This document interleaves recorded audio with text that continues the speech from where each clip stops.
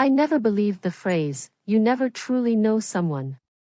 Not until I discovered my spouse's secret life. From the outside, our marriage looked ordinary, almost boring in the safest way possible. We had routines. Morning coffee. Weekend grocery runs. Late-night conversations about bills, vacations we might take someday, and what we'd cook for dinner. There were no obvious red flags. No explosive fights. No dramatic silences. That's what made the truth so devastating. It didn't arrive like a storm. It arrived quietly, through small things I ignored because I trusted the person beside me. It started with time. My spouse began coming home later than usual. At first, it made sense. Work projects. Extra meetings. Just one more thing before I leave, became a common phrase. I didn't question it. Why would I? Marriage, I believed, was built on trust, not suspicion. Then the phone habits changed. The phone was never left face up anymore. Notifications were suddenly silent. If I entered the room unexpectedly, my spouse would tilt the screen away, just enough for me to notice, not enough to accuse. I told myself I was imagining things. Trust has a strange way of gaslighting you. One evening, I reached for the phone to check the time. My spouse snatched it away so fast it startled me. "Sorry," they said quickly. "Work stuff. Confidential." I nodded. But something inside me shifted. Not fear. Not anger. Curiosity. The kind that refuses to go back to sleep. After that, I started noticing details I had once filtered out. The sudden interest in appearance. New clothes I had never seen before. A different cologne, subtle, unfamiliar. The way my spouse would shower immediately after coming home late, as if trying to wash something invisible away. Still, I said nothing. Because confronting someone you love without proof feels like betraying the relationship itself. The first real crack came on a Sunday afternoon. My spouse left the house saying they were meeting an old friend. Nothing unusual about that, except the hesitation before saying the name. A pause too long. A forced smile too quick. That pause stayed with me long after the door closed. I don't know what made me do it. Maybe instinct. Maybe exhaustion. Maybe the quiet voice in my head that had grown tired of being ignored. I followed. I kept a distance, my heart racing, telling myself I'd turn back any second. This was ridiculous. Paranoid. Unhealthy. But I didn't turn back. My spouse didn't go where they said they were going. They drove across town, past familiar streets, past places we'd visited together, into a part of the city I barely recognized. When they parked, my stomach dropped. It wasn't a cafe. It wasn't an office. It wasn't a friend's house. It was an apartment building. I stayed in my car, hands shaking, watching as my spouse walked inside like they'd done it 100 times before. Minutes passed. Then 20. Then 40. Each second rewrote everything I thought I knew. I didn't confront them that night. Instead, I drove home alone, my mind racing through explanations that made the truth easier to swallow. Maybe they were helping someone. Maybe there was a surprise planned. Maybe I had misunderstood. Denial is comfortable, until it isn't. That night, my spouse came home smiling. Relaxed. Almost lighter. "How was your friend?" I asked casually. "Good," they replied. We talked for hours.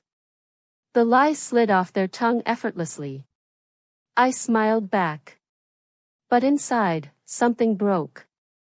Over the next few weeks, I became someone I didn't recognize.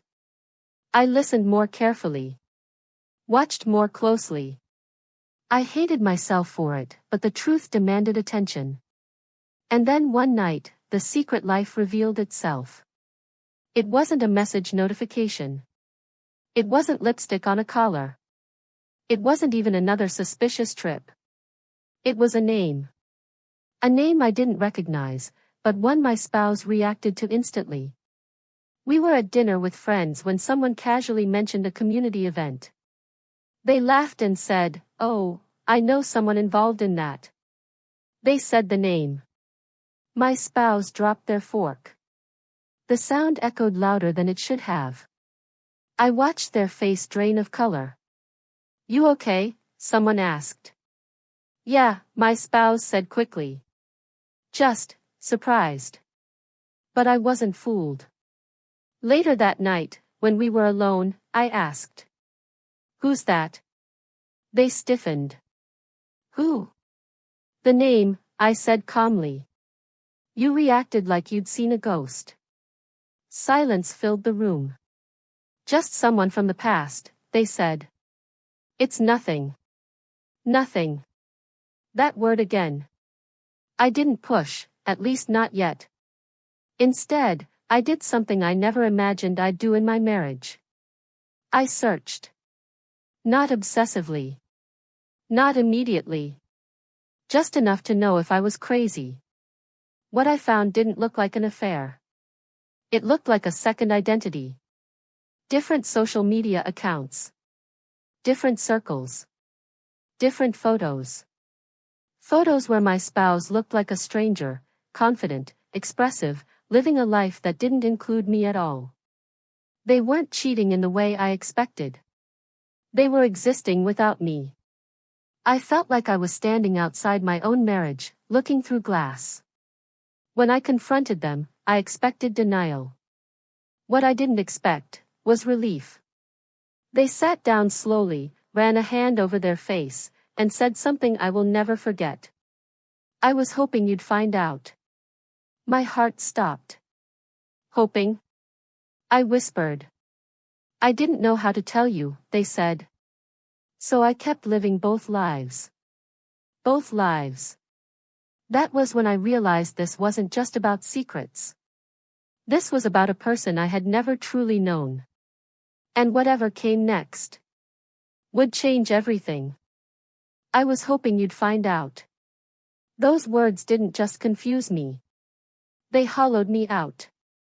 I stared at my spouse, waiting for a smile, a laugh, anything that would tell me this was a poorly timed joke. But there was nothing. No humor. No apology either. Just exhaustion, like someone who had been carrying too many masks for too long. "Hoping?" I repeated. "You were hoping I'd discover your secret life?" They nodded slowly. "I didn't know how to end it," they said. "And I didn't know how to tell you. So I let the truth chase me instead." I sat down, suddenly unsure if my legs could hold me. "What exactly is it?" I asked.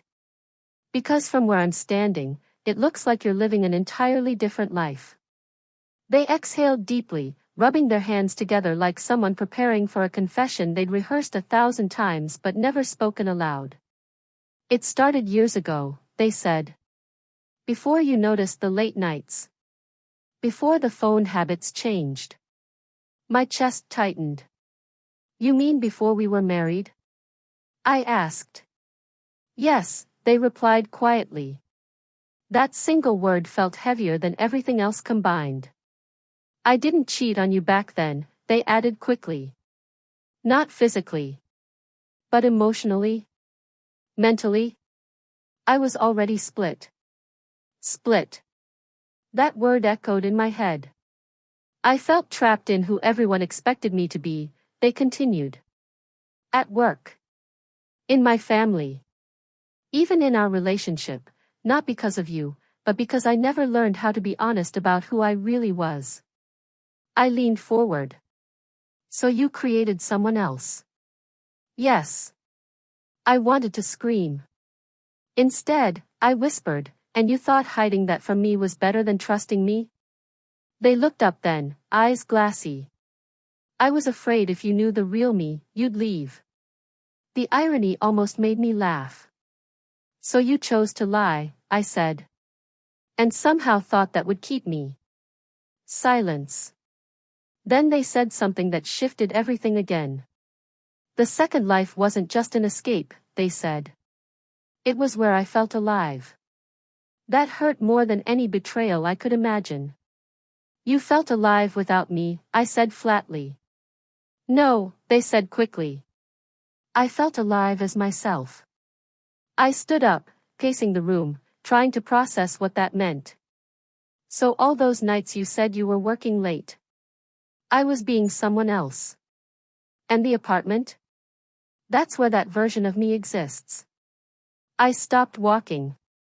Does that version have a name? I asked. They hesitated. Yes. My stomach twisted. What is it? They said the name quietly. It wasn't just a nickname. It was an identity. A fully constructed version of my spouse that existed separately from our marriage. And how many people know that version of you? I asked. Enough, they replied. Enough. I felt dizzy. So you had friends, I said. A community. A life. And I wasn't part of any of it. You were part of the life I thought I was supposed to have, they said softly. That sentence cut deeper than anything else. I realized then that this wasn't just a secret life, it was a choice. A decision made every day to step into one world and come home to another. Why stay married to me? I asked. They looked up, startled. Because I love you. I let out a broken laugh. You love me, but you don't trust me with the truth? I didn't trust myself, they said. The conversation stretched on for hours. Confessions piled on top of confessions. Details I didn't want but couldn't stop hearing. Events I was never invited to. People I'd never met. Photos I was never meant to see. Each word widened the distance between who I thought my spouse was and who they actually were. At some point, I asked the question I'd been avoiding. Is there someone else? I whispered. They shook their head immediately. No. Not like that. But emotionally? I pressed. They looked away. That's complicated. Of course it was. I felt something inside me finally crack, not into anger, but clarity. You didn't just hide a secret life, I said quietly. You robbed me of the chance to choose. They looked confused. You chose for both of us, I continued. You decided I couldn't handle the truth. You decided what kind of marriage we'd have, without asking me. Tears slid down their face. I was trying to protect you. No, I said firmly. You were protecting yourself. That realization hurt, but it also grounded me. For the first time since the discovery, I wasn't lost. I was angry. I was hurt. But I was awake. I need time, I said finally. And space. They nodded slowly. I understand. But as they stood to leave the room, I stopped them. There's one more thing, I said. They turned back. You said this second life started years ago, I said carefully. Before marriage. Yes. And you never planned to stop. They hesitated. I thought eventually I'd merge them, they said. Figure out how to be whole. By lying? They didn't answer. That night, we slept in separate rooms. And for the first time, the house felt unfamiliar. Over the next few days, I replayed every memory of our marriage through a new lens. Every late night. Every unexplained absence. Every moment I felt distance but ignored it. I wasn't just grieving a relationship. I was grieving the version of reality I believed in. But what I didn't know yet, what my spouse hadn't told me, was that the secret life wasn't finished revealing itself. Because there was one part of it I still didn't know. A part that involved money.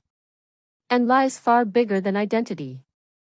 And when I discovered that, everything would cross a line that couldn't be uncrossed. I thought the worst part was already over. The lying. The second identity.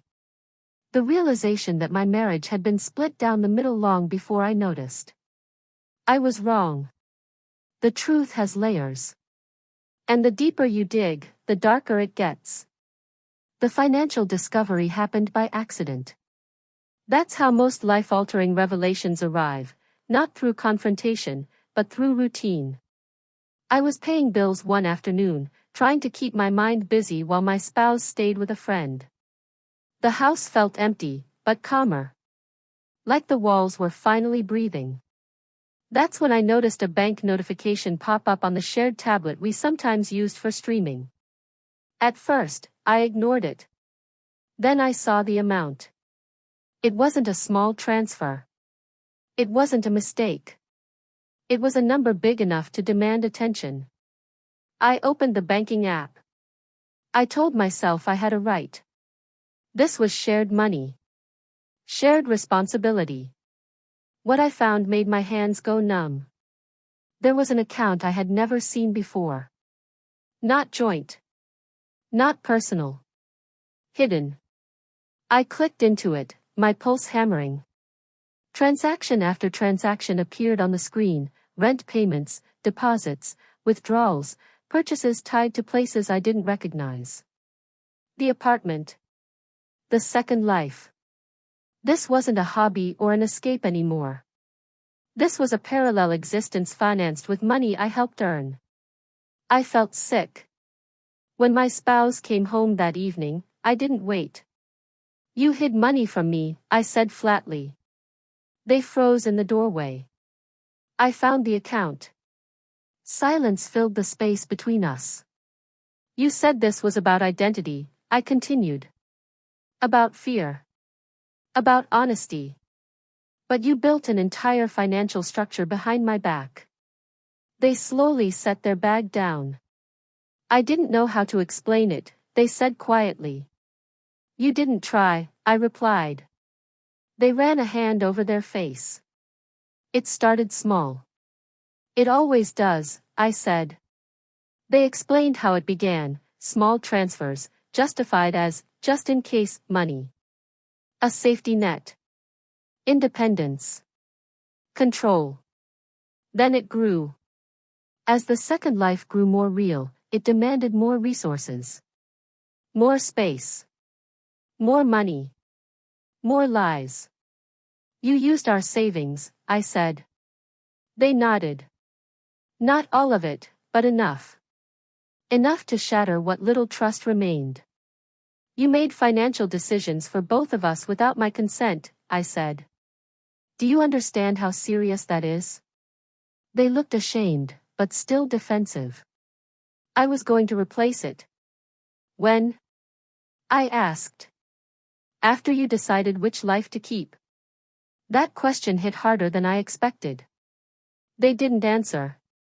I realized then that this wasn't just about deception. It was about control. For years, my spouse had curated two versions of reality, one where they were responsible, committed, married, and another where they were free, expressive, unburdened. And I existed only in one of them. "I need the full truth," I said. "No more fragments." They nodded slowly. "That second life," they admitted, "isn't just personal. It's connected to something bigger." My chest tightened. "What does that mean?" They hesitated. "Say it," I demanded. "It's a community," they said. "One that operates under different names. Different identities." I stared at them. "Is this illegal?" They looked down. "Not entirely," they said. "But not exactly transparent either." My heart raced. "Have you used my name?" I asked. "No," they said quickly. "Never." But the hesitation before the answer lingered. "What about my information?" I pressed. My address? My financial data? I tried to keep you separate, they said. Tried. I felt something inside me go cold. You don't get credit for not destroying someone completely, I said. Especially when you were willing to risk everything else. That night, I didn't sleep. I stayed up replaying our entire relationship, trying to pinpoint the moment where honesty stopped and performance began. Was our wedding real? Our vows? Our plans? Or was I just a role they played in one version of themselves? The next morning, I made a decision. I didn't tell them right away. I consulted a lawyer. I needed to understand my rights, not because I wanted revenge, but because I needed protection. The lawyer listened quietly, then said something that stunned me. You're not just dealing with a marital issue, she said. You're dealing with financial deception. The word landed like a verdict. Deception. I went home and confronted my spouse again.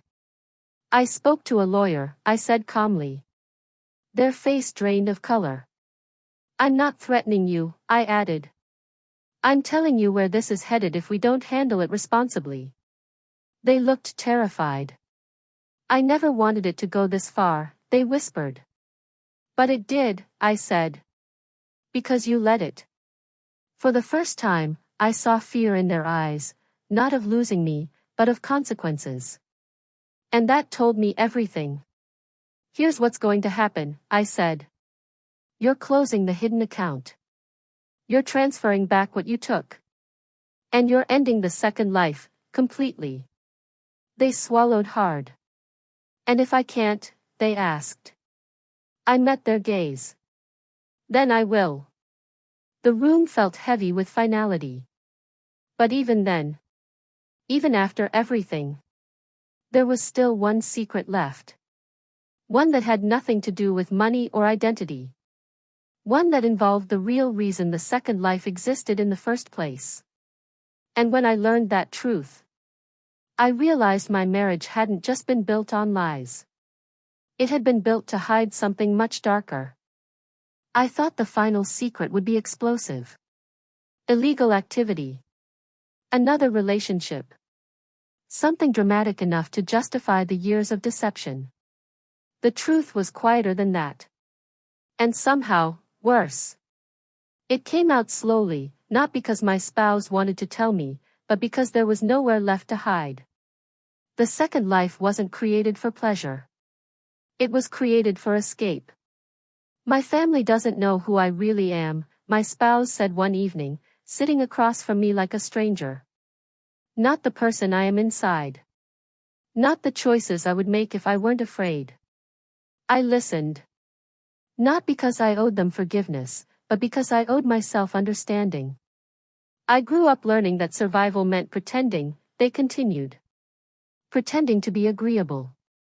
Pretending to want the same things everyone else wanted. Pretending not to question the path laid out for me. They paused. When we got married, I thought I could finally stop pretending, they said. But I didn't know how to be honest without losing everything. I waited. I didn't just hide that life from you, they admitted. I hid it from myself too. I convinced myself it was temporary. Temporary lies have a way of becoming permanent damage. The second life let me explore parts of myself I was taught to suppress, they said. Different communities. Different conversations. Different values. I understood that part. What I couldn't accept was the cost. You could have told me, I said quietly. You took away my right to choose whether I wanted this life with you. They nodded, tears forming. I know. That was it. No excuses. No justifications. Just the truth, finally spoken too late.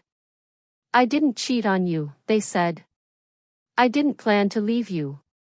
I just didn't know how to bring my whole self into our marriage. I believed them. But belief doesn't undo damage. Over the next few weeks, reality settled in. We went to counseling. We had long, painful conversations. We unpacked years of silence. But something had shifted permanently.